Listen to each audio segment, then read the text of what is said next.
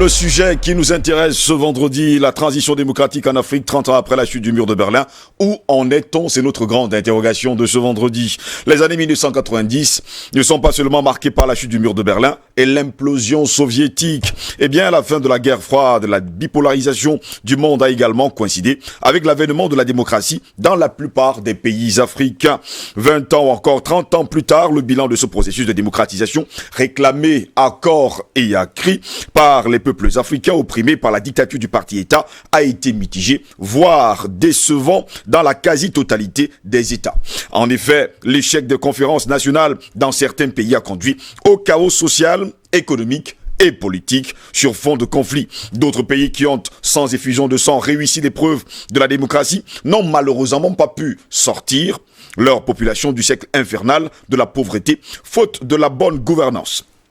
Pendant ce temps, la communauté internationale souffle le chaud et surtout le froid depuis belle lurette. Au lendemain des indépendances dans les années 60, la plupart des États africains ont sombré dans la dictature du parti unique. Si en 1990, après le discours de la Bolle, ces régimes absolus ont périclité, il faut tout de même reconnaître que c'est le discours programme de la Bolle du président de la République française d'alors, François Mitterrand, qui a ravivé et attisé le désir des peuples africains d'aller vers la liberté démocratique. Les capitales africaines ont connu des soulèvements populaires avec la fougue de la jeunesse étudiante qui revendique la démocratie. D'ailleurs, Henriette Ekoué en faisait partie. Les pouvoirs en place ont vacillé. La crise économique, sociale, politique et institutionnelle met à mal les partis uniques. Il était nécessaire de trouver une voie de sortie de la crise. On avait trouvé une baguette magique, eh bien, l'organisation des conférences nationales souveraines et qui, à un moment donné, faisait vivre d'ailleurs une autre tension.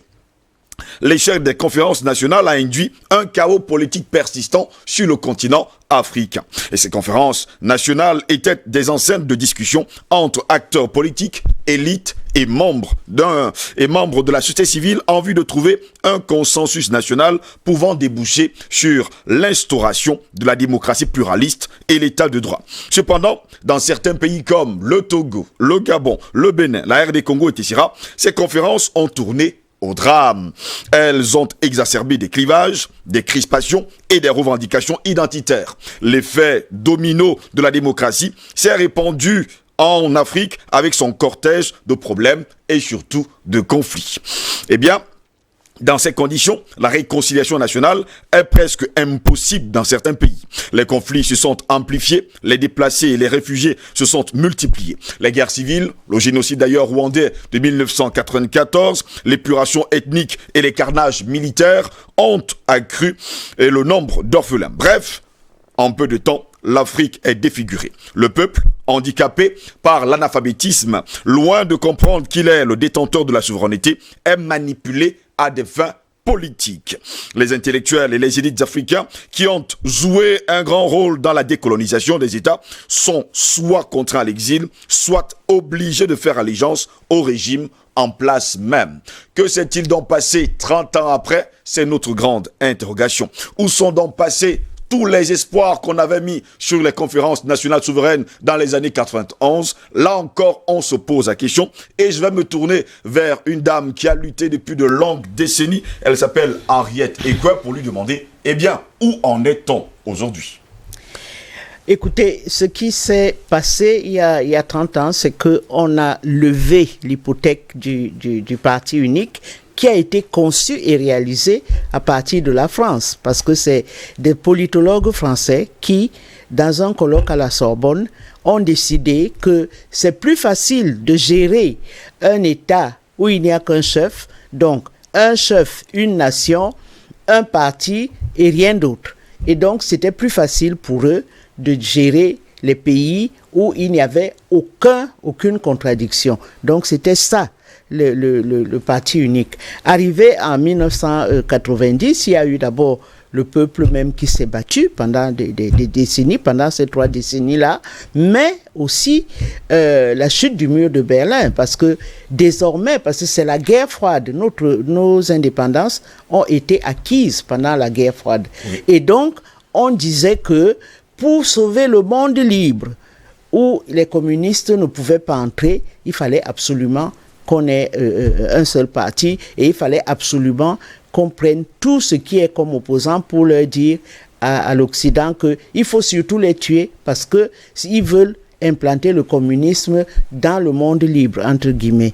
D'où cette féroce dictature et répression qu'on a connue, nous, au Cameroun, avec beaucoup d'UPCistes, mais aussi beaucoup de patriotes et beaucoup de démocrates. Alors, que s'est-il passé?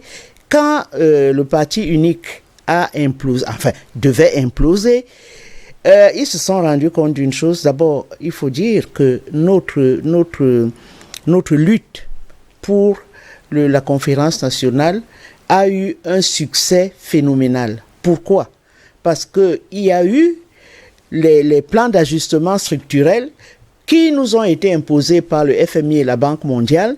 On a fermé des entreprises, les couches sociales, notamment les classes moyennes, étaient en total désarroi, la misère était instituée, d'où le succès que la coordination de l'opposition a récolté. Vous vous imaginez une coordination qui rassemble plus de 200 partis et organisations de la société civile, c'était un succès phénoménal aussi au plan politique.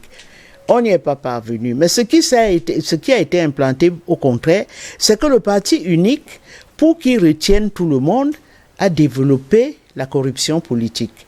Et la corruption politique nous coûte excessivement cher parce qu'il fallait payer un tel, calmer un tel autre. Et c'est comme ça qu'on a pu, pendant 30 ans de vie démocratique, on n'a pas réussi à instituer une alternance, on n'a pas réussi à faire en sorte que le peuple se mobilise à nouveau pour obtenir l'alternance. Donc on peut dire aujourd'hui que 30 ans après, il y a beaucoup de larmes qui ont coulé, surtout la jeunesse qui était au front.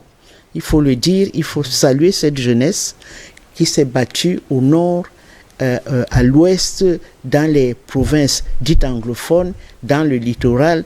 Douala, Yaoundé a été préservé. Donc c'est pour dire qu'on a eu des choses, on a eu un combat qui n'arrête toujours pas, mais qui est un combat politique, somme toute. Un parti politique où tous les partis politiques et les citoyens se battent toujours pour planter les piliers de la démocratie. Rien de que je vais rebondir en tout cas sur tous vos propos. Jusqu'à preuve de contraire, 30 ans après, on a l'impression qu'il y a toujours ce parti unique qui insiste, qui persiste. Et il est resté au pouvoir, grâce aussi à la corruption. Il ne faut pas oublier que les premières élections qui ont eu lieu en 92, où le président est venu nous agiter à la télévision en octobre 91, venez aux élections, il y a l'argent. Et l'argent, c'est combien? J'ai 500 millions à votre disposition. Donc, il faut venir, arrêtez-moi vos villes mortes et tout. Les gens sont allés aux élections. Une partie de l'opposition n'y est pas allée. Malgré tout, le RDPZ a été battu à plate couture. Mais, par la corruption, il a pu acheter le MDR de Dakole Daïsala. Il a acheté l'UPC. Et petit à petit, il a reconstitué une espèce de front qui a donc dû perdurer. Voilà comment la corruption s'est installée. Et finalement, quand on pense qu'il faut absolument qu'on ne vote pas, qu'on vote une loi, on amène des sacs à l'Assemblée nationale, des sacs Bandjok avec plein d'argent, et puis nos opposants qui sont un peu affamés et se ruent sur les sacs Bandjok, et puis le pouvoir a sa tranquillité.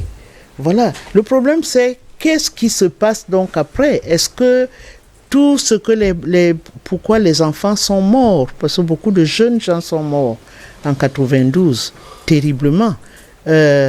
Monsieur Ndom, qui était le chef de l'UPC à Newbel, a vu plusieurs fois ses camarades un peu imprudents. Il leur disait, couchez-vous, faites attention. Quelqu'un se lève et il attrape une balle. On a été à beaucoup d'enterrements comme ça de jeunes gens. On ne tirait pas sur les dirigeants, mais on tirait sur les enfants. On pense qu'ils n'avaient pas de pédigré, mais un jour, il faudra rendre hommage à ces jeunes martyrs-là. À ces jeunes martyrs, justement, qui sont tombés dans les années 1991, après le refus, il faut le préciser, au Cameroun, de la conférence nationale. Absolument. D'ailleurs, il y a un discours dans les années 91 où le chef de l'État camerounais, Paul Biya, déclarait haut et fort que la conférence nationale est sans objet. Sans objet. Pour le Cameroun, et bien sûr, tout ce qui a mis le feu aux poudres, d'ailleurs, en 1991, tout le monde a descendu dans la rue, il y a eu, justement, les villes mortes. Je vais d'abord dire bonjour à Madame Queen Douala-Bell qui nous a rejoint ce matin. Bonjour et bienvenue à vous. Bonjour, rectificatif, je suis Queen Douala Marie, épouse Mbaké. Queen Douala Bell, enfin Queen Douala Marie, autant pour moi. Épouse Marie. Épouse Mbaké. Mbaké, ok. Je vais rectifier. Merci d'être là ce matin. Merci. Vous nous avez déjà trouvé en plein débat, les uns et les autres. Passant par fin d'homme, vous avez quand même été aux premières heures, il faut le dire également, le plus jeune d'ailleurs. C'est hier que j'ai découvert que votre nom de l'UPC, c'est Mapoubi. Ah oui. Non, il faut quand même que... Mapoubi Mambale. Mapoubi Mambale, justement. C'est hier que je l'ai découvert. Et vous étiez justement au front, et on déclare haut et fort, d'après les renseignements que j'ai eus de Henriette Ekwe, vous étiez le plus jeune d'ailleurs activiste de cette époque. Un jeune dirigeant. À moins de 20 ans, vous étiez déjà un dirigeant. Bon, oui, c'est une époque. Chacun de nous a sa trajectoire. Ouais. Bon, je ne sais pas. Peut-être qu'il y a d'autres éléments qu'on peut mettre, qui peuvent expliquer mon engagement précoce dans le combat politique. Il y a que le fait que je viens d'une zone quand même qui a subi la violence, n'est-ce pas, pendant la violence coloniale, avec la guerre que nous a imposée l'armée coloniale française et ses supplétifs africains, au moment où les pères de l'indépendance camerounaise revendiquaient l'indépendance totale de notre pays. Donc ça marque, ça laisse des traces sur le plan de la culture. Vous arrivez dans vos villages, vous voyez des taudis, vous voyez des vieilles mamans qui vous racontent ce passé sombre et qui vous racontent qu'ici, on a coupé les têtes. Le stade de football, vous allez jouer au football tous les après-midi. C'est là où on fichait les têtes coupées, qu'on ramenait de la brousse. Vous vous posez quand même des questions. Donc je pense qu'entre autres, puis il y a aussi le fait que bon, je suis grandi à Neubel et j'avais en face de notre quartier, le beau quartier Bonapruso, avec ses piscines, ses belles villas.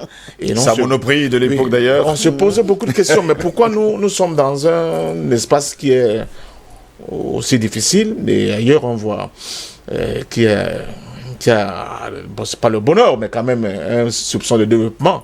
Donc tout ça, ça vous amène à prendre certaines décisions. Donc moi je me suis engagé dans la lutte en partant de ces prérequis qui étaient des choses, des injustices que tout le monde constatait et qui étaient inacceptables. Je me rappelle quand j'étais au lycée, ma première année c'était lycée Paul-Valant, on dit, le prof nous dit que chacun décline de quel quartier. Je me lève, je dis Neubel, toute la classe qui Neubel. Vous voyez, donc déjà dans la mentalité des jeunes, il y avait ce distinguo qui existait entre les enfants entre guillemets qui étaient des bobos comme on dit aujourd'hui et nous autres qui étions de l'UPEN prolétariat. Alors la question que vous avez posée par rapport 30 ans après. Mais 30 ans après, Mme Ekwe a mis en avant l'indépendance parce qu'il n'y a pas que le Cameroun, il y a beaucoup de pays africains que ça vous citez. Le Togo, le Gabon, le Bénin, voilà. Les autres également, sans oublier la Côte d'Ivoire. La corruption, mais il y a aussi la violence. Terrible. Il y a une violence. Regardez ce qui s'est passé au Congo, par exemple, après les conférences nationales souveraines. Vous vous souvenez de l'affrontement violent entre les ninjas et les cobras pour que M. Sassou revienne au pouvoir. Donc, il y a aussi cette violence qui a été suscitée par la France.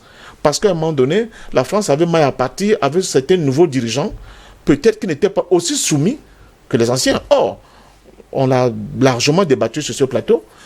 Le précaré français pour la France et pour M. de Gaulle fait partie des atouts qui permettent à la France de rayonner sur le plan international. Perdre cet espace-là pour eux était un drame. Donc, pour cela, ils étaient prêts à tout. Ils étaient prêts à tout.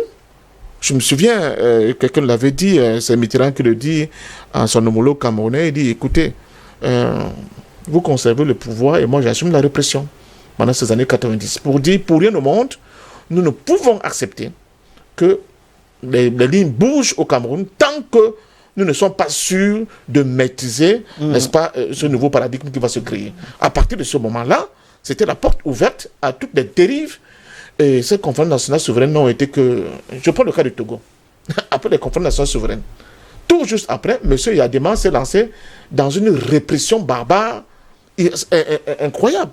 au vu aussi de tous, avec une prétendue communauté internationale bien gentille, qui voyait comment massacrer les populations et qui n'a pas osé lever le doigt. Pourquoi?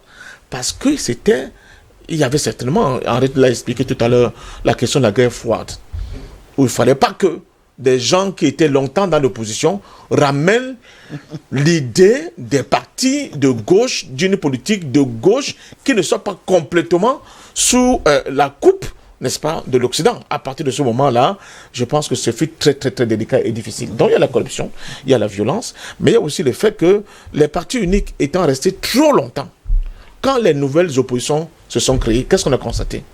Le gros, peut-être 90% du personnel, n'est-ce pas, de l'opposition naissante, venait du parti unique, où ils avaient la même culture politique que les anciens camarades, la même pratique politique que les anciens camarades.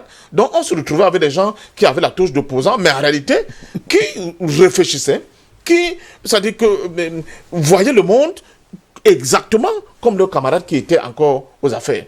À partir de ce moment-là, ils ont oublié qu'il fallait aller commencer par le B.A.B.A. Le B.A.B.A. c'était quoi? C'est ce qui a fait la force de l'UPC. C'était l'éducation politique des masses. Vous avez beau mobiliser du monde, si ces gens-là n'ont pas une formation politique vraiment sérieuse, d'un moment à l'autre, ils peuvent Est-ce que quelque chose a changé justement 30 ans après? Non, quelque chose n'a pas changé parce que, comme l'a dit Henriette, le parti au pouvoir, on a eu l'impression qu'ils ont perdu la main avec les premières élections qui sont passées. Après, ils se sont bien ressaisis. Quand vous regardez aujourd'hui la question électorale au Cameroun, vous voyez très bien comment le pouvoir s'est bien ressaisi. J'en discutais encore, je ne sais pas avec qui dernièrement. On a l'impression que quand on regarde les CAM et ces chiffres-là, n'est-ce pas, du corps électoral, les résultats qui sortent des unes, comme si on avait introduit un algorithme dans les boîtes de l'ECAM qui nous reproduisent à l'identique pratiquement les mêmes résultats élection après élection. Donc, ça, les pouvoirs qui ont su résister, les dictatures qui ont su résister, n'est-ce pas, à cette vague, à ce tsunami de changement de ce vent de l'Est, ont bien affiné leur stratégie, ont bien affiné leur pratique politique au point où ils ont réussi à mettre du poison dans ce que nous appelons l'opposition. Aujourd'hui, ça devenait un truc mièvre. Je suis avec mon ami, mon jeune frère Pépin Bikaï, où j'ai entendu la députée PCM dire qu'ils ne sont pas un parti d'opposition, mais ils sont un parti de proposition. C'est tout dit. Vous voyez dans quel environnement nous baignons. Donc, c'est à peu près cela. Mais les problèmes qui n'ont pas été résolus demeurent. À partir de ce moment-là, la lutte ne peut que continuer pour que réellement une véritable démocratie s'installe en Afrique, pas seulement au Cameroun, mais surtout que ce soit une démocratie qui sera l'œuvre des Africains, avec des solutions purement africaines, en espérant que nous allons réussir à couper ce lien ombilical qui continue de nous maintenir avec la mère patrie, la France, et qui fait que 75 ans après, nous sommes toujours sous franc CFA. Sous franc CFA. Je vais me tourner vers Queen Douala Marie. Vous pensez que la démocratie qui a été tant recherchée dans les années 90 existe réellement sur le continent africain? Nous devons déjà contextualiser le mot démocratie et ainsi que la transition. Nous savons déjà que la démocratie, c'est la loi du plus fort reste. Et la transition, on a besoin de la transition. Pourquoi? Parce qu'il y a un régime qui n'est pas démocratique. C'est pour cela que nous avons besoin de la transition. Nous allons donc prendre le cas d'espèce du Cameroun. Après 30 ans, qu'est-ce qui a changé? Moi, je pense qu'il y a quand même des avancées parce que nous avons eu le multipartisme. Nous avons maintenant plusieurs partis politiques. Ces partis politiques n'arrivent juste pas à éduquer la masse, à faire en sorte que les Camerounais s'intéressent vraiment à la politique. Parce que si nous regardons la manière avec laquelle les politiques d'aujourd'hui opèrent, on a l'impression que nous sommes dans une tyrannie qui tourne autour d'un labyrinthe. Et quand je parle du labyrinthe, c'est la machine du RDPC. Le RDPC s'est installé au Cameroun par le gré à gré. Il ne s'est pas installé parce que... Vous revenez également sur le thème, le gré à gré également qui revient. Oui. Il ne s'est pas installé au Cameroun, par les unes. Il s'est installé par le gré à gré. Parce que le président Ahidjo a fait une passation de pouvoir à M. Paul Biya, qui aujourd'hui, avec toute sa milice, a conservé le pouvoir. Et il faut qu'ils ouvrent le jeu politique. Tant qu'ils ne vont pas ouvrir le jeu politique, nous n'allons pas avoir une avancée vraiment palpable et fiable. Alors, maintenant, les politiques qui se trouvent aujourd'hui au Cameroun, moi, je ne comprends pas là où ils nous amènent. On a l'impression que on fait la politique pour assouplir ses besoins. On fait de la politique, ce n'est pas pour l'intérêt général. Depuis 30 ans, on n'arrive pas à faire une politique pour la cité, pour l'intérêt de tous les Camerounais. Je reste dans le contexte camerounais. Nous regardons comment la politique se passe au Cameroun. Oui. C'est-à-dire, on ne sait même pas là où on va. Chacun vient, je suis un parti de proposition, je suis un parti de ceci, je suis un parti de cela. Vraiment, ça va dans tous les sens. Il faudrait que l'État, le régime actuel, ouvre le jeu politique pour qu'il y ait vraiment une vraie démocratie au Cameroun. Parce que pour le moment, nous sommes dans une démocratie traditionnelle. Nous ne sommes pas dans une démocratie libérale, générale, telle qu'on nous apprend dans les universités. Oui. Il faudrait que le régime en place ouvre le jeu politique.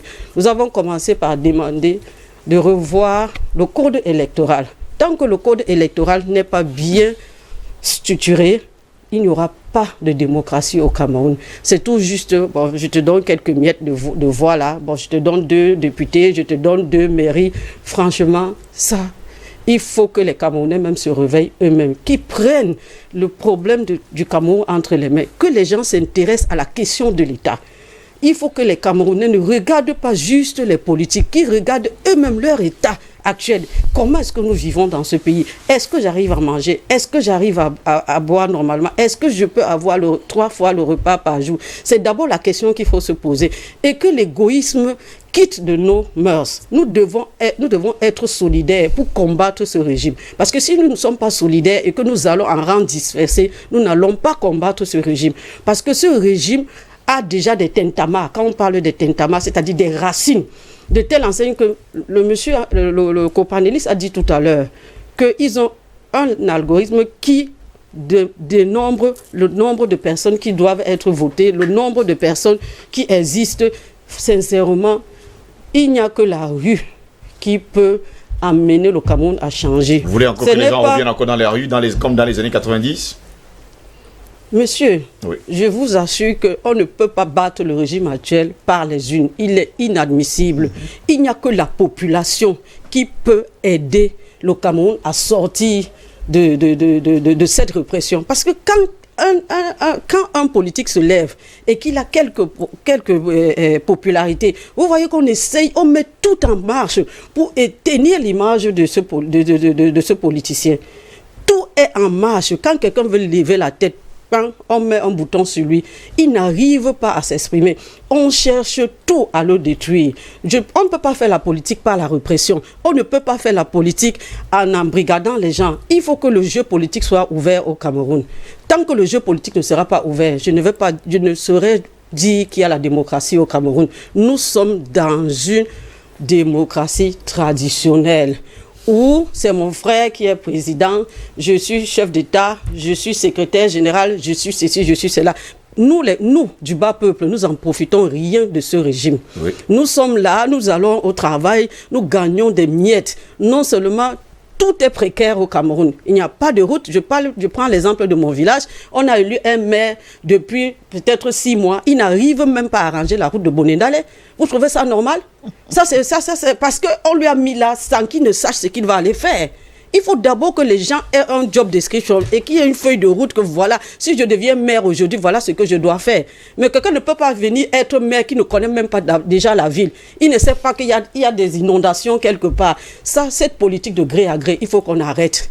Vraiment, le mot gré à gré là existe depuis la nuit des temps, comme on dit souvent dans les écoles. Oui, on vous comprend, hein, Madame Queen Douala Marie. Merci en tout cas pour votre première prise de parole. Éric Pépin-Bikaï, dans les années 90, on a organisé des conférences nationales, on voulait le multipartisme, mais seulement, remarque faite, depuis ces 30 années, on a l'impression que les partis qui ont été créés sont des partis de région, sont des partis ethniques. À un moment donné, on a l'impression, il y a les Bassa qui ont leur parti, il y a les Babliki qui ont leur parti, et ainsi de suite. Dans tout le continent africain, on a l'impression que c'est comme ça que ça se passe. Non, en fait, ça peut être un avatar de cette démocratisation des années 90, il ne faut pas qu'on se leurre. Et il ne faut pas ignorer que la plupart, comme disait Parfait tout à l'heure, des leaders qui se sont détachés de la grande ligne et qui sont allés de l'autre côté de la ligne et qui ont créé des formations politiques ont tout fait de pouvoir reléguer ces formations politiques à leur famille dans un premier temps, accessoirement s'ils étaient trop brillants à l'ensemble de leur communauté ou à l'ensemble de leur région. C'est le cas par exemple de l'UDC d'Adamou Damdjoa. J'ai toujours trouvé le pédigré, le parcours professionnel de ce monsieur assez exceptionnel pour qu'il mette sur pied un parti politique qui soit que cantonné dans sa région, son département d'origine. Étant donné même que pour qu'il puisse se cantonner là, cela a fait l'objet des batailles âpres avec mort d'homme pendant peut-être plus de 30 ans, jusqu'à ce que lui-même disparaisse. Donc, cet exemple, on peut le transposer dans plusieurs domaines. Arrête à parler tout à l'heure de l'UPC, parce qu'à un moment, on avait comme l'impression qu'il y avait une patrimonialisation de l'UPC. C'est-à-dire que l'UPC était devenu moins un parti politique, plus un champ de palmiers à huile, disons ça comme ça. Parce que il fallait avoir l'UPC de la Sanaga maritime, il fallait avoir celui des ECA, il fallait avoir celui de Nkonsamba, il fallait avoir celui de l'Ouest. Et peut-être fallait également avoir celui des Douala, l'UPC des fidèles, l'UPC des martyrs, ainsi de suite. Ça fait donc l'idéologie de cette formation politique. Parce qu'il faut le dire ici, et c'est ce que je tire des UP6, c'est l'une des formations politiques au Cameroun où on ne parle pas du chef. Il faut le constater.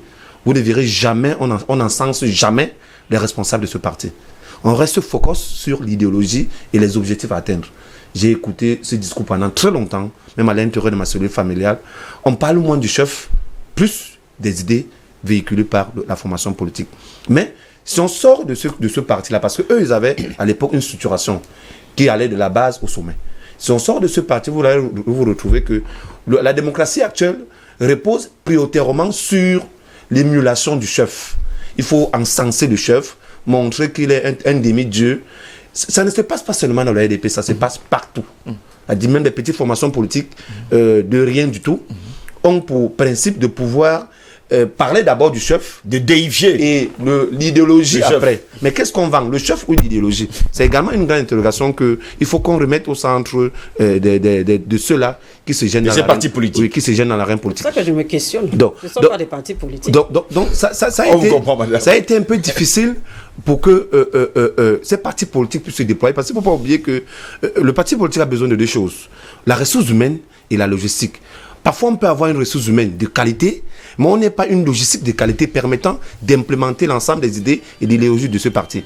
Et c'est à ce niveau, forcément, que les partis classiques des anciens partis issus du parti au pouvoir, qui avaient confisqué les biens de l'État et qui avaient une ressource humaine compétente, ont damé le pion à l'ensemble des autres partis qui arrivaient. Parce qu'il ne faut pas oublier, la loi électorale interdit, par exemple, le financement extérieur. Ça veut dire que quoi? Si c'est que vous avez des partenaires à l'étranger qui peuvent vous permettre de pouvoir accroître votre logistique et de vous rendre visible sur le terrain, la loi interdit le financement des partenaires extérieurs. Maintenant, une ressource humaine de qualité doit être capable de mobiliser de la logistique, c'est-à-dire l'ensemble des ressources financières les permettant de se déployer. Parfois, ces parties-là sont bloquées par rapport à cette contrainte-là. Donc, de 90 pratiquement à 2020, nous sommes restés comme si on était dans un entreloupe.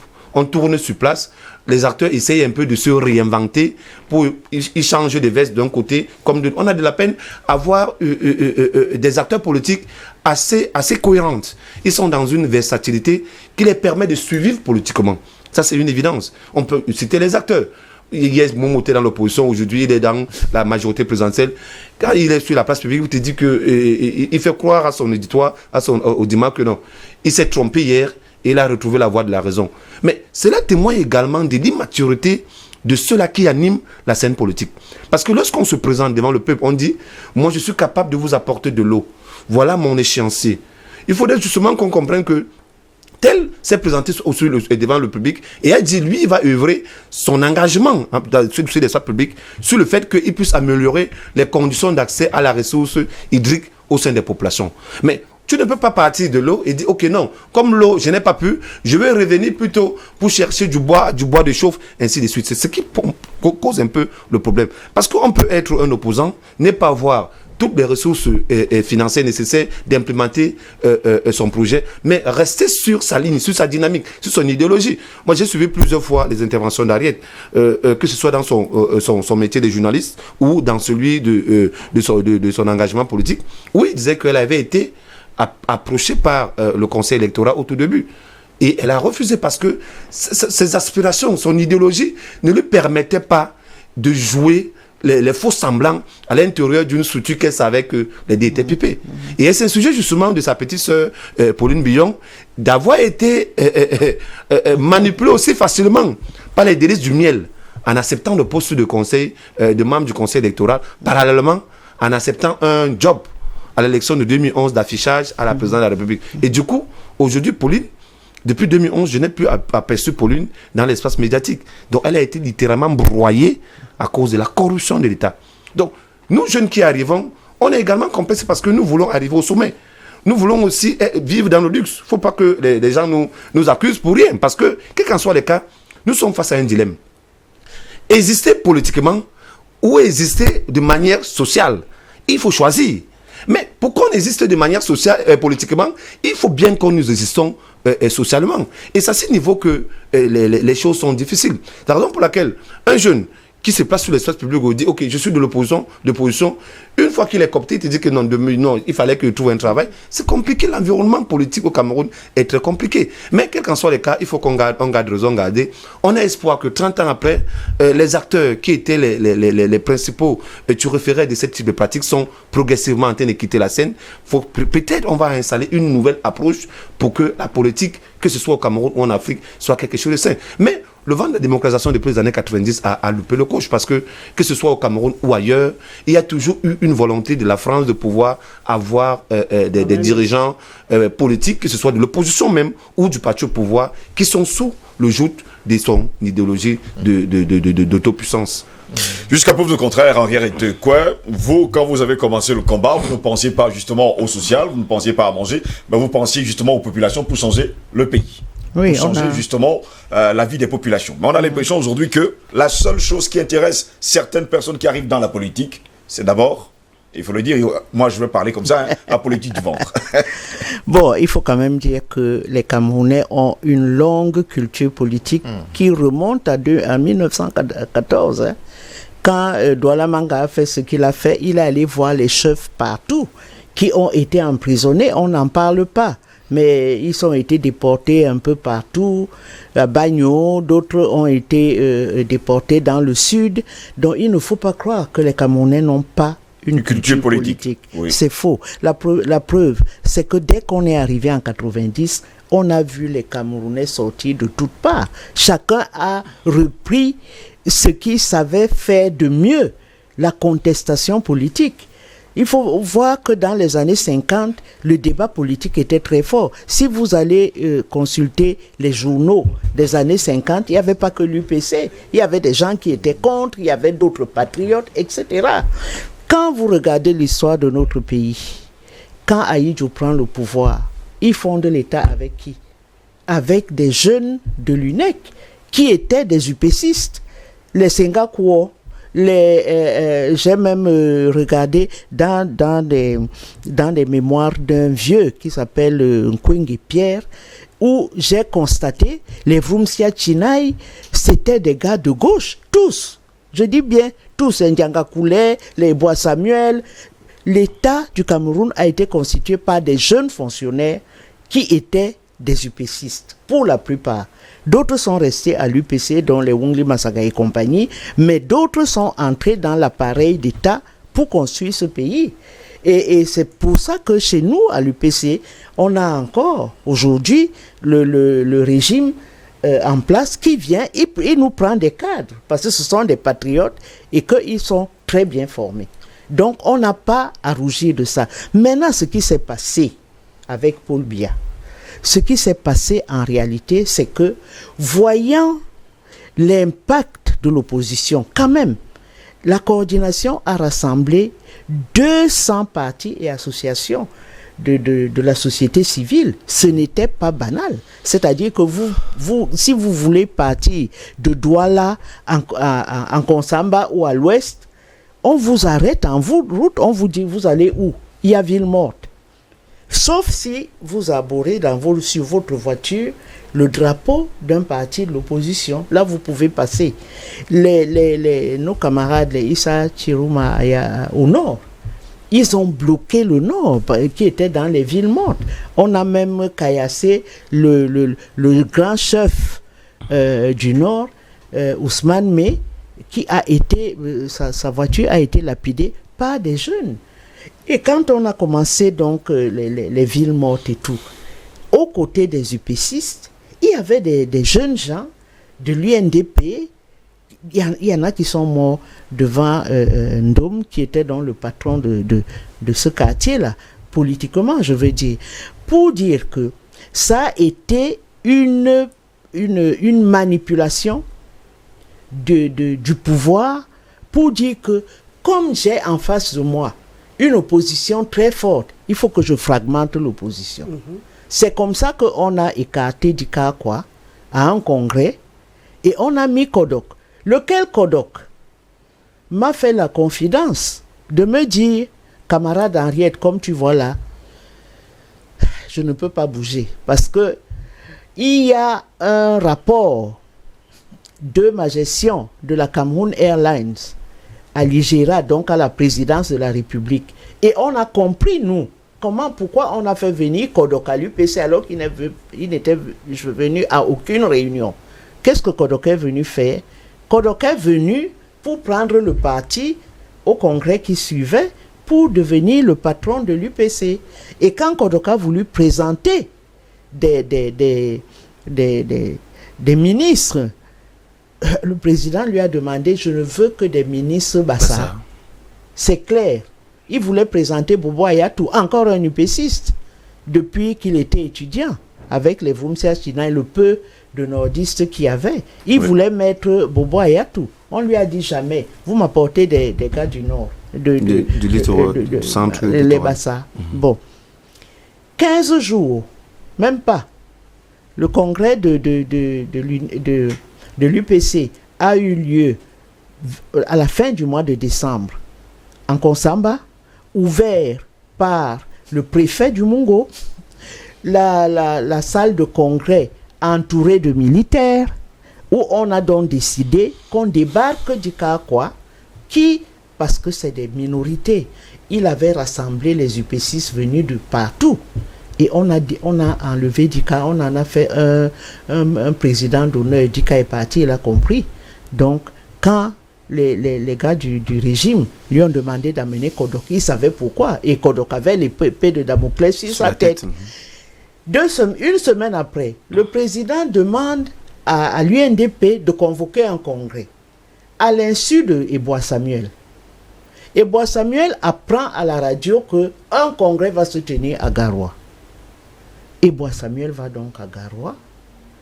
On est déjà en 92. Il va à Garoua. Déjà, quand il y a eu la tripartite, l'opposition avait fait un mémorandum pour dire nous souhaiterions que tel et tel et tel sujet figure dans le débat qui va avoir lieu à la tripartite. Et ce que vous ne savez pas, la tripartite a été convoquée parce que Mitterrand, qui demande au président camerounais, est-ce que les villes mortes sont finies? Il dit non. Il lui dit, bon, essaie quand même de faire une réunion, une conférence tripartite. Si tu ne la fais pas, tu ne viens pas à Paris, au Trocadéro, où on doit tenir une conférence de la francophonie. C'est comme ça qu'on fait ça à la hâte, vite. Et pendant que Eboa est chez lui, il apprend que Bello est déjà à la tripartite. Frundi lui dit que tu dors. Il dit non, je suis en Konsamba, on n'est pas censé aller à la tripartite puisqu'on a déposé un mémorandum chez le Premier ministre. Le mémorandum, on l'a pris, on a dit vous n'entrez pas, laissez à la guérite. Voilà pourquoi une partie de l'opposition n'est pas allée à la tripartite. Bon. Donc, début janvier, le président fait convoquer un congrès de l'UNDP à Garoua. Donc, notre Eboa court quand même en disant c'est quand même... bon, même si c'est Bello qui a créé le parti en exil à Kaduna, au Nigeria, mais c'est quand même moi le président. Il arrive là-bas, qu'est-ce qu'on lui dit? On dépose Eboa, on lui dit tu seras président d'honneur. Eboa est parti fâché. Donc Bello a repris son parti, et quand Bello a voulu présenter des ministres du centre, dont Abanda Metogo, entre autres, le président lui dit je veux des ministres nordistes, c'est tout. Donc c'est une volonté politique de fragmenter l'opposition, de la mettre dans des bantoustans pour avoir la paix. Après on va vous dire que non, vraiment l'opposition elle est nulle, hein, oh là là, mais elle n'est pas nulle. Elle n'est pas nulle. Quand vous allez dans une région reculée, vous commencez à faire vos activités, le commandant de brigade arrive et il dit que si je vois encore le drapeau de tel parti, vous allez voir, je vais vous brûler vif. Vous êtes dans une région où il n'y a pas de route, où une voiture passe, vous pouvez rester à Djoum par exemple, vous avez une voiture qui passe tous les 2 jours. Bon, vous êtes prisonnier de la forêt, vous allez fuir où? Quand le commandant de gendarmerie menace, vous ne pouvez pas. Donc je veux dire que nos masses, je voulais le dire à ma fille, oui. Les Camerounais sont très formés politiquement. Nous, on a été surpris quand la démocratie est arrivée. On a vu des gens sortir de leur maison disant, voilà, je vous apporte une carte du syndicat de 1945. Voilà, je vous apporte ma carte de l'UPC de telle année. Et le débat était vif. Donc, ne pensez pas que les Camerounais sont des gens fatigués. Bon, ça, c'était pour répondre à ces interrogations-là. Effectivement, le parti au pouvoir a mis l'argent. Sans compter que la France ne nous a pas lâchés. Lorsque nous avons créé la coordination de l'opposition, rédigée par l'UPC depuis la France, on décide donc, enfin, il y avait quand même le bâtonnier, Yondo, qui était parti en France. Les camarades lui ont dit, bon, on va faire ça avec nos camarades. On décide donc d'aller déposer ça aux ambassades et à la présidence. Bon, la présidence, évidemment, on ne nous a pas reçus. On a déposé ça à la guérite.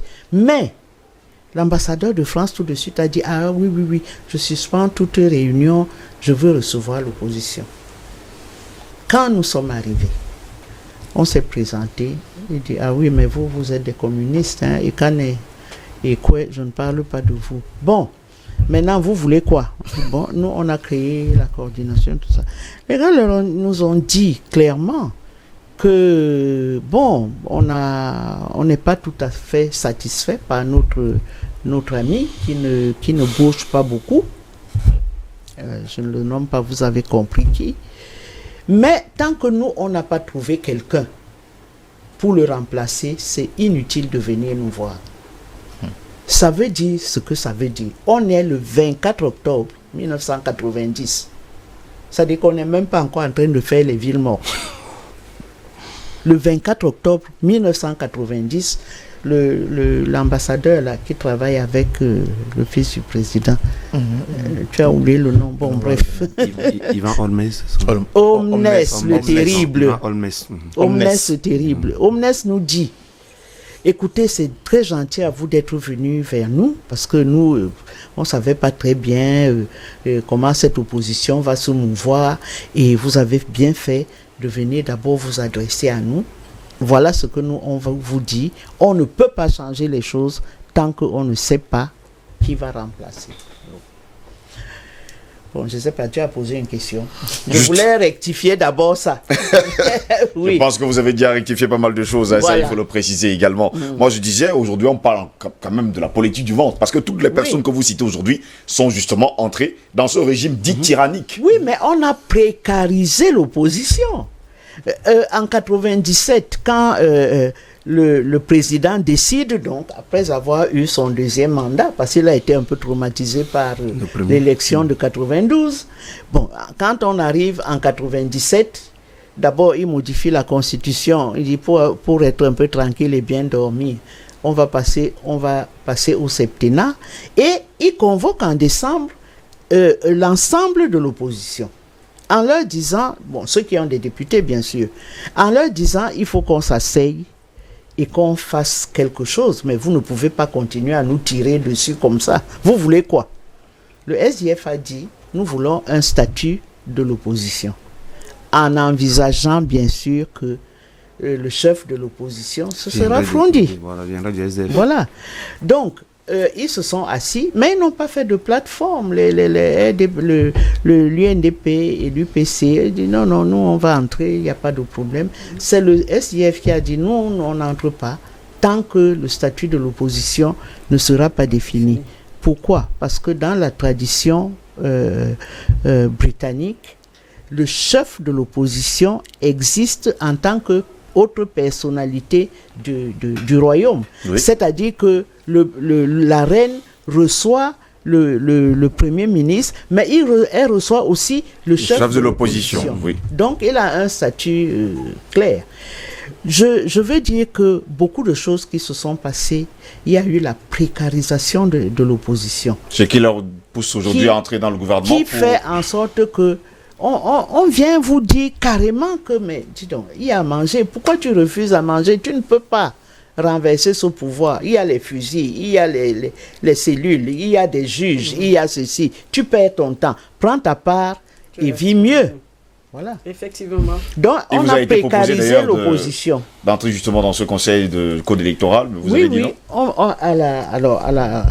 Au conseil de l'ECAM, effectivement, j'ai été reçu par le DCC à l'époque, Welling et Boutou. Mais quand je lui ai dit, est-ce qu'on peut changer quelque chose? Il m'a dit, il n'en est surtout pas question. Madame Ekwe, vous entrez, bon, vous aurez tout. Hein. J'aurais eu un salaire au moins d'1,5 million ou 2 millions. J'aurais eu une 4x4 avec un chauffeur. D'ailleurs, ce qu'ils ont fait à ma petite sœur, comment on l'appelle? Pauline Billon. Elle était en pleine mission à Douala, dans un hôtel. On a appelé le chauffeur, on lui a dit ramène la voiture, c'est fini, on l'a dégommé. C'est ça aussi, la démocratisation 30 ans après. Oui. 30 ans justement après le discours de la Baule. Jusqu'à preuve de contraire, patient pas fin d'homme, on parle de transition, on parle de succession. Mais quand on regarde tous les pays, les nations, en tout cas qui ont organisé les conférences nationales en 1991, succession un peu mitigée. Parce que si on regarde au Gabon, c'est le fils qui est là. On regarde au Togo, c'est encore un autre fils qui est là. Il y a quand même un gros problème. Oui, mais ça... Et au Cameroun aujourd'hui, il y a également des questions qui se posent. Mais bon, d'abord, on a un peu le thème de gré à gré. Je vais revenir là-dessus très rapidement parce que pour moi, et c'est ça qui pose le problème aussi de l'opposition. C'est-à-dire, il faut dire, c'est vrai, les pouvoirs étaient bien en place. Oui. Ils avaient le soutien de Paris pour la plupart de ces pouvoirs, que ce soit le cas au Togo, au Cameroun, au Gabon, etc. etc. C'est au ça Bénin également. Voilà. Mais le problème aussi, c'est, je vous ai parlé de la qualité des nouveaux opposants. Quand vous prenez par exemple le document qui nous relate comment le RDPC est né, quoi. Vous voyez les participants. Vous allez retrouver là-dedans la majeure partie des gens qui vont redevenir opposants plus tard. Les Dikakwa. Les Dikakwa, les Kodok, tout ce monde-là, ils étaient là-dedans. Les Namjoya. Vous voyez? Donc, je vous ai parlé de la pratique politique. Ils ont la même pratique politique. Ils ont les mêmes réflexes, les mêmes démarches. Comment faire la politique? Ils l'ont appris là-bas ailleurs. Ce pas des hommes nouveaux. Actuellement, là, quand on parle des gens se fâchent, mais je vais en parler. Regardez les gens qui sont dans l'opposition actuellement, qui crient beaucoup là. Regardez. Vous allez voir, quelqu'un qui était hier dans l'opposition, il s'est retrouvé après ministre de Paul Biya, ils étaient conseillers de Paul Biya, ils étaient députés de RDPC pendant longtemps, et ils viennent nous dire que c'est eux qui vont maintenant apporter des changements. Il y a un problème. Et ils sont amis avec les amis de Biya. Il y a un gros problème. Vous comprenez? En 2008, les événements de février 2008, j'étais dans la rue, une fois de plus, bon, j'étais très surpris, mais je vous rappelle une chose. Les événements de février 2008 n'ont pas seulement été des émeutes de la faim, ils ont été précédés par une contestation du fait que les Camerounais refusaient... Contestation que vous avez participé, d'accord, que les Camerounais refusaient qu'on modifie la Constitution pour permettre au chef d'État de pouvoir se représenter. Parce qu'en réalité, de 2011 devait être son dernier mandat. quels sont les gens qui étaient là et qui ont appuyé le jeu d'État dans cette direction? Quand on le dit, les gens se fâchent. Moi, on le dit. 2008, on voit un leader de l'opposition aujourd'hui qui était dans le gouvernement. Il y a les massacres de février 2008. Grand juriste de son État, il n'a pas osé dire le mot. Il est resté là-dedans. Pire, en 2011, il allait faire la campagne du président Paul Biya qui venait de modifier cette constitution qui devait l'empêcher de remplir. Alors, quand vous avez cette... comment on dit ça? Il faut tout dire. C'est-à-dire que M. Kamto, Luc Sinjoun et Kontchou Komeni étaient tous les trois les porte-parole du président dans la grande moumifie. Alors, quand vous avez tout ça, on n'a pas de Bello Bouba tout à l'heure. Oui.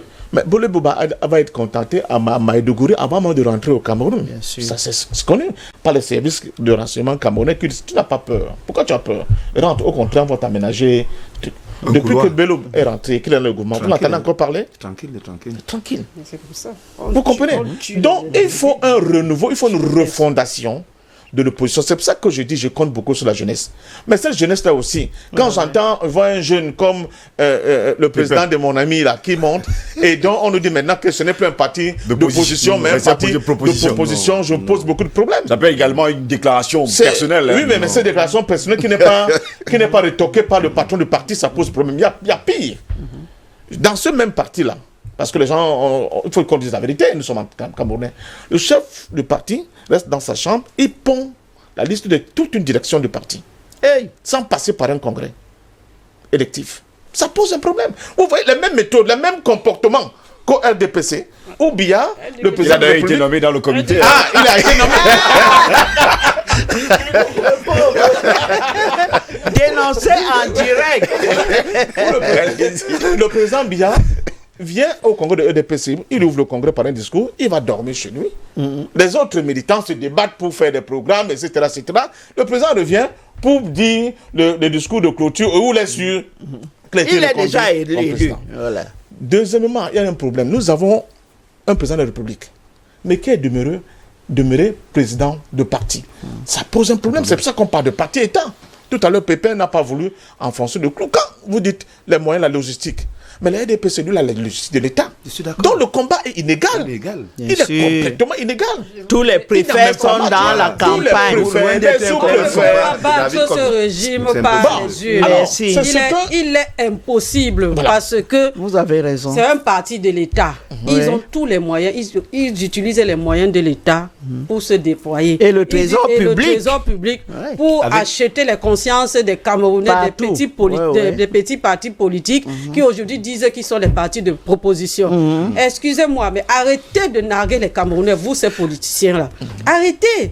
Nous sommes de la société civile. Nous avons besoin qu'on améliore les conditions de vie des Camerounais. Que vous soyez du RDPC, de l'UPC, je ne sais quoi, PCRN. Notre problème, est-ce que la vie des Camerounais s'améliore? Est-ce que ça va changer?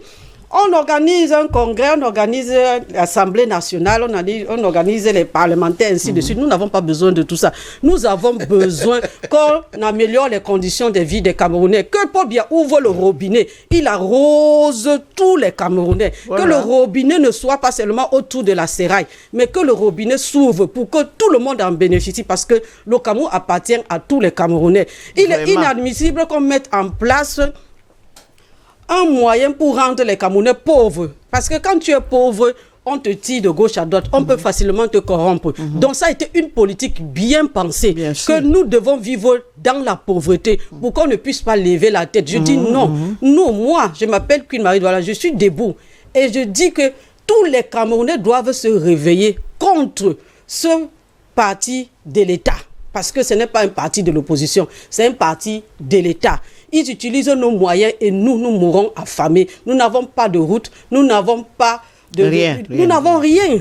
Il faut que ces politiciens qui sortent, je ne sais d'où, et quand ils ont faim, ils commencent à dire que je suis parti de proposition parce qu'on lui a déjà donné des centaines de milliards. L'autre dit que je suis Maurice Kamto. Maurice Kamto a fait quoi depuis 2008 qu'il est arrivé, qui travaillait avec le gouvernement? Les gens sont morts en 2008. Qu'est-ce qu'il a fait? Rien. Il n'a rien fait. Alors qu'on ne nous trompe pas, nous avons besoin d'un renouvellement de la classe politique camerounaise. Nous avons besoin d'autres leaders et que seule la population va choisir. Pas que on va nous imposer un leader comme on est en train de chercher à le faire aujourd'hui. Non au gré à gré. Je ne suis pas d'un parti politique. Je suis de la société civile.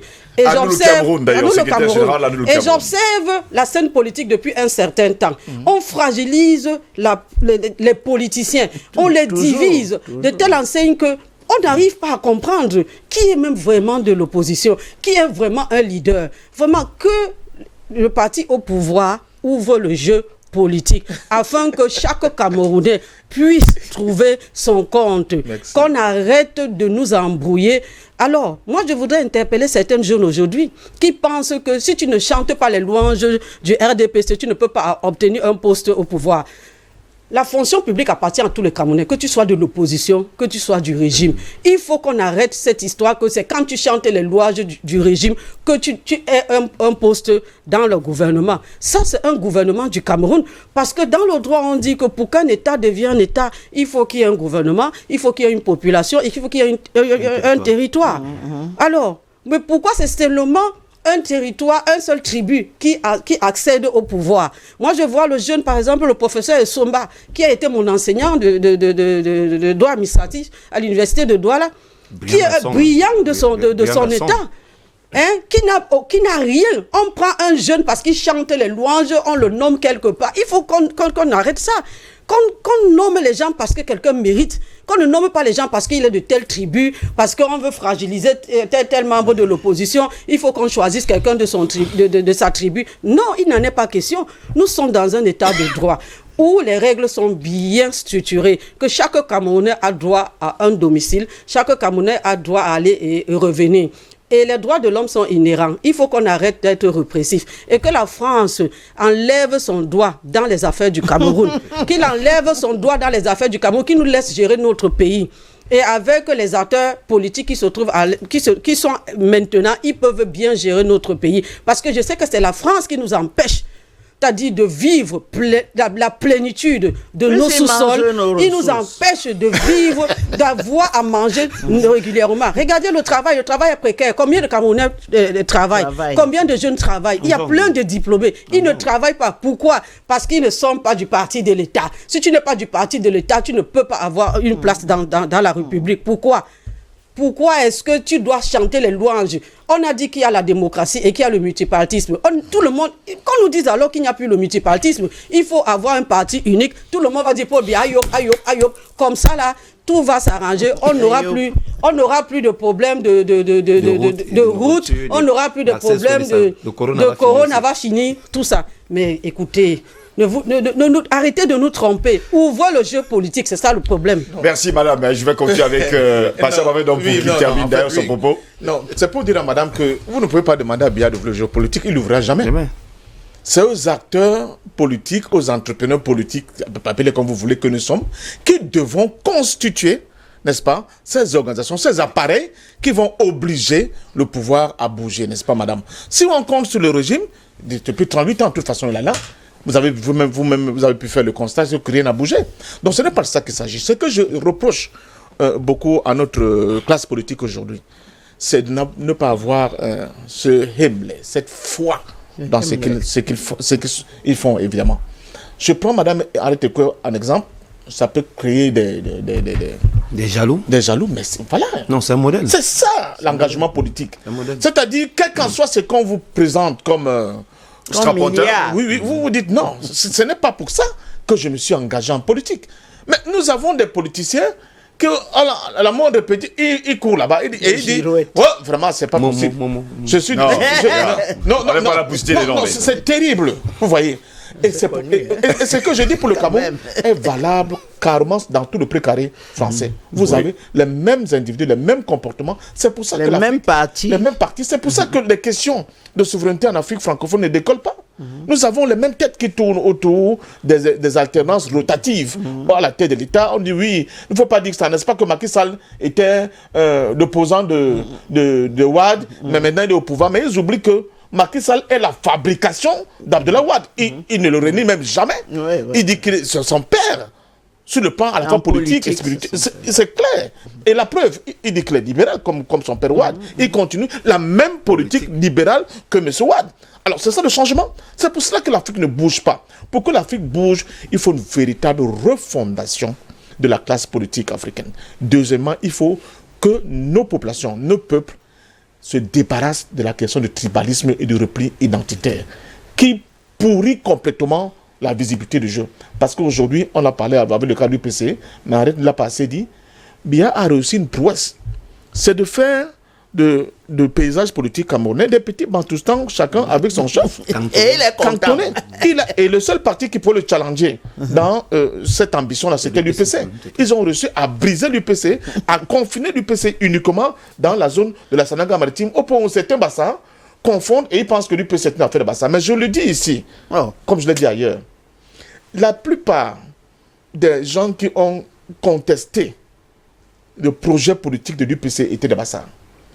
Jusqu'à l'ONU, pour aller dire qu'on raconte des bêtises. On est même incapable de fabriquer une bûche d'allumette. Il dit qu'on va être indépendant. On va être indépendant comment? Tous ces gens-là que vous entendez, les Indécam, les Sokam, les Dimala, les Bichoka, c'était quoi ça? Les Bichoka, c'était des gens qui ont violemment combattu Ruben Boumiobe et l'UPC. Jusqu'à Maïmati. Il ne faut pas l'oublier. Et la même chose, quand les gens nous disent maintenant, nous à l'Ouest, nous sommes les Kamé, c'était quoi? Kamé qui était pratiquement l'idéologue de l'UNC. C'était quoi? C'était par exemple de cette ethnie-là. Donc, le projet politique de l'Union des populations du Cameroun, la France a réussi la prouesse avec les questions de la légalité, à la confier aux gens qui étaient en réalité leur agent. Au point où, si vous ne faites pas attention, on tourne comme un petit poisson rouge d'argent bocal sans solution, parce que nous sommes coincés par les questions de légalité. Et cette affaire de légalité, c'est le pouvoir qui donne la légalité, ne l'oubliez pas. Regardez le problème du CPP. Un matin, le ministre dit que bon, Madame Kawala, vous n'êtes plus responsable du CPP, on donne à quelqu'un d'autre. Un autre matin, vous dites que non, le tribunal administratif de Yaoundé premier a dit que non, c'est quand même à Kawala qu'on doit redonner l'affaire là. Vous ne comprenez rien par rapport à tout ce qui se passe. Donc, c'est aux populations, mais surtout aux entrepreneurs politiques de revenir à la base. La base, c'est quoi? Au BABA. Former, organiser les populations, former des populations. Arrêter avec le tribalisme primaire qui est en train de prendre vraiment... Même depuis les nouveaux dirigeants incroyable ce que nous voyons de l'opposition. Dites aux gens que ce qui est important, comme Madame le disait, c'est le Cameroun que devons mettre en avant. Le Cameroun que devons mettre en avant. Nous devons tout faire pour que, si nous avons des entrepreneurs, des hommes d'affaires qui font qui donnent de la lumière au Cameroun, les encourager indépendamment de quel ennemi. Les politiciens, les intellectuels, les sportifs. Il faut qu'on a... Quand le Cameroun gagne, quand Ganou tape un blanc là-bas, c'est le Cameroun qui gagne. Mais quelle est cette histoire où maintenant les gens se disent attention, mais il n'est pas Bassa, mais même entre les Bassa, on commence à dire non, il faut des Nyonkele. Non, il n'est pas Ndoksou. Finalement, la séciparité crée que. Qui est gagnant dans l'affaire là? C'est le pouvoir qui regarde tout ça comme ça et dit bon, ok, justement, je voulais juste dire quelque chose. La première marche qu'on a organisée avant les villes mortes à Douala, c'était pour le procès Ndiawimonga. Et c'est Ndom, le plus jeune, qui est allé mobiliser la jeunesse pour aller au tribunal à Yaoundé, à Bonanjo. Il n'y avait pas, est-ce que c'est un Bamileke, est-ce qu'on s'est levé comme un seul homme parce qu'il était question de la défense de la liberté de la presse. Donc les gens qui commencent maintenant, c'est les nouveaux entrepreneurs politiques qui font ça. Et vous les appelez les entrepreneurs politiques? Oui, je vais dire à mon fils que j'ai été invité au 8 mars par des femmes du PCRN. Et donc elles étaient très gentilles avec moi. Oui, maman, tu es venue. Et puis, quand on cause, il y avait la jeune dame qui est adjointe au maire, au grand-maire de Douala. Et puis, elle commence à me montrer les images, toutes les images avec des pancartes des villages d'Union Ekele. Je lui ai dit, c'est quoi ça? Elle me dit, oui, tata, voilà les filles, mais les autres de tel village ont oublié leur pancarte. Je dis, c'est quoi? Vous êtes un parti d'Union Ekele? Et c'est votre président qui vous dit de faire des choses comme ça. Un 8 mars, toutes les femmes sont là. Mais elle dit oui, parce que chacun voulait que son village aussi soit sur une pancarte. Bon, alors attendez. Si vous vous appelez PCRN, vous êtes le parti d'Union Ekele ou vous êtes le parti du Cameroun. Voilà. Donc ne vous inquiétez pas. Les Camerounais. On doit aller au fédéralisme. Oui. Pour couper tout ça. Oui. Pas communautaire. Pour ce qui vous concerne, oui. N'attaquez pas les maires. Quand il y a eu à Douala, en 96, quand les maires ont tout pris, qu'est-ce que le régime a fait? Il a mis derrière chaque maire un secrétaire général. Au point où, quand tu vas discuter de ce que tu as, l'argent dont tu as besoin pour mettre en œuvre ton programme, c'est le secrétaire général qui dit, tu parles de ça, tu as l'argent. C'est lui qui décide. Il n'est pas élu. Et le receveur municipal. Voilà. Moi, j'ai 43 ans et mon village n'a pas de route. Mon village, mon village n'a pas de route. Je marche, c'est-à-dire les pieds dans l'eau. Oui, Il est inadmissible que le super maire soit un gars. L'adjoint au super maire soit un gars de Bonendale et que je continue à marcher ça ne fait que 3 mois qu'ils sont là, on va leur donner quand même le bénéfice du doute. Il n'a pas le pouvoir. Il faut vous battre pour qu'il puisse avoir le pouvoir. Messieurs, plus que 7 minutes pour sortir de cette édition de l'IBS ce matin, ça va très vite. Vous devez le savoir. Eric Bepemikaï, qu'est-ce qu'on fait maintenant en 2 minutes? Non, avant de répondre à la question. Il va répondre. Non, il faut que je réponde à 2 attaques. Première attaque, sur le fait qu'on ait dit, l'un de nos députés a dit sur un plateau, concurrent, dans une chaîne concurrente à la vôtre, que nous sommes partis de proposition. Non, il faut dire que moi j'ai eu la chance d'être dans le directoire de réflexion du projet Société Cabral en 2018. Et dans cet environnement auquel il arrivait, il était très jeune. À la limite, on avait comme l'impression qu'il était immature. Tout ce qu'il avait comme atout, c'était son caractère sophiste, sa capacité à parler et à se faire comprendre par le public. Il fallait donc maintenant qu'on trouve les artifices pour qu'on se fasse accepter par cette famille-là, qui était bel évidemment une famille de l'opposition. On a donc élaboré une série de réformes que nous comptons sur les 5 ans implémentées. Et on a donc appelé ça une série de propositions. La députée ici n'était pas dans ce directoire-là. Donc, elle a été briefée dans le cadre d'une formation, pas comme celle des cadres de l'UPC. Oui, je la connais, je l'ai aidée aussi. Dans cette idée-là. Mais elle n'a pas été capable d'expliquer ça, parce qu'en réalité, dire que nous sommes partis, il faut que tu aies des capacités d'un très bon sophiste pour fixer l'auditoire et être capable d'expliquer pourquoi on parle de proposition au lieu de parler de l'opposition. Parce que même quand on parle de l'union sacrée autour de l'opposition ne peut pas être unie. Parce que chaque opposition a son idéologie, a ses moyens. Il faut donc essayer de coordonner tout cet ensemble-là. Oui. Réunir la ressource humaine, réunir l'idéologie et réunir toute la ne pensez pas qu'il n'y a pas de ressources humaines dans l'opposition. Non, je suis en train d'aller pour y arriver. Oui. Donc, c'était un peu ça, l'expression proposition qui est sortie de la bouche de madame, de la députée Ngo ici, qui est une brillante, elle se bat comme elle peut pour animer l'Assemblée nationale, malgré la majorité obèse du RDPC qui caracole peut-être à 154 députés. Ne demandez pas grand-chose aux députés de PCRN. Maintenant, d'un autre côté, ils étaient au courant, ils savaient que c'est ce qu'ils allaient retrouver là-bas. Les nominations qui ont lieu.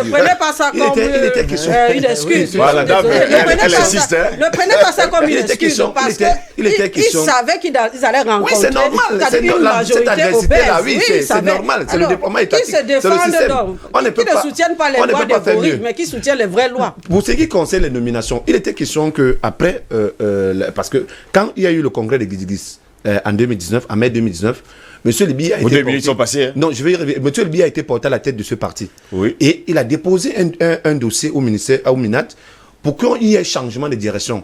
6 mois après, le MINAT l'a reçu pour dire, effectivement, il acceptait que c'est également ça, c'est des avatars de ce système, que désormais c'est lui le nouveau président du PCRN. Maintenant, il fallait donc compléter le bureau. Et malheureusement, on était frappé par une guerre biologique, parce que moi, je n'appelle pas une pandémie, ni une épidémie, c'est une guerre biologique, le coronavirus. Et on ouvrait forcément les échéances. Il ne pouvait pas convoquer un grand congrès qui pouvait réunir à peu près 10 000 personnes. Parce qu'aujourd'hui, les militants du PCR se comptent en milliers de sympathisants. Donc, au lieu donc de laisser traîner cet état des choses, il a donc procédé aux nominations avec son directoire et son conseil. Moi qui parle là, j'ai été nommé comme chargé de mission aux côtés du président du parti et comme membre du comité directeur. Peut-être ce ne sont pas le poste que moi je voulais, mais ça reste dans la discrétion de ce comité qui a travaillé. J'aurais voulu être nommé à un poste plus élevé, mais je m'en tiens à ce qui m'a donné comme mission. Donc c'est ce qui explique cette nomination-là. Ça s'est fait peut-être dans la chambre, parce que c'est lui qui signe, mais c'était dans le cadre d'une concertation. Messieurs, maintenant, terminons en quelques secondes. Qu'est-ce qu'on fait? Moi, quelques secondes. Oui, moi je suis particulièrement content. Parce que depuis 2012, au-delà du fait que le jeu démocratique n'est pas ouvert au Cameroun, il y a l'arrivée d'un certain nombre d'acteurs. Moi, avant 2018, j'étais impensable de faire un plateau, par exemple, avec Ariette, impensable de faire un plateau avec Passandom. J'en cite des milliers, les Ekindi, les Sambaka, qui sont des grosses pointures de la politique camerounaise. Donc, nous, aujourd'hui, on arrive, on essaye de se frayer un chemin à leur côté. Ce n'est pas des rien. Ça veut dire que quoi? Nous bénéficions un peu de cette lutte que ces prédécesseurs ont engagée depuis les années 90. Et nous espérons que... Et Cabral le reconnaît. Voilà. Et nous espérons, moi également. Donc, il ne faut pas que ça vienne de mon chef parce que je ne suis pas là pour le déifier. Nous espérons que d'ici les années qui vont arriver, le jeu démocratique sera effectivement ouvert.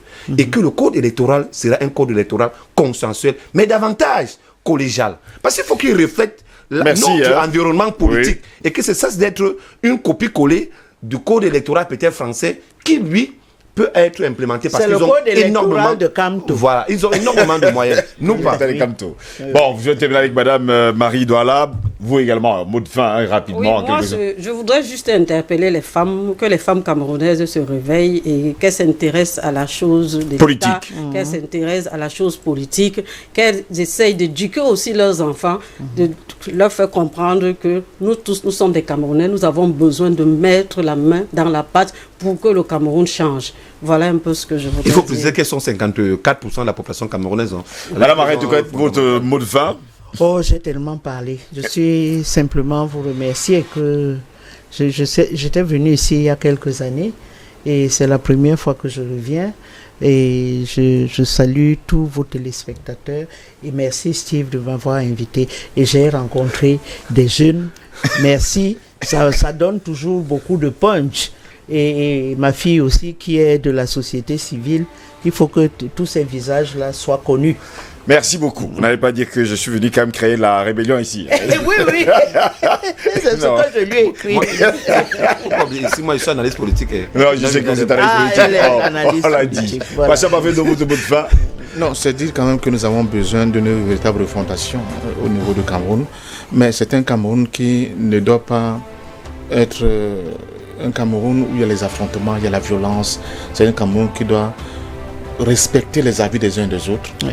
Mais surtout, c'est un Cameroun où on doit se projeter vers l'avenir pour bâtir véritablement une nation libre et souveraine. Et le Cameroun est un très beau pays. C'est le plus beau pays du monde. Et pour cela, nous avons besoin des énergies, des intelligences de tout le monde.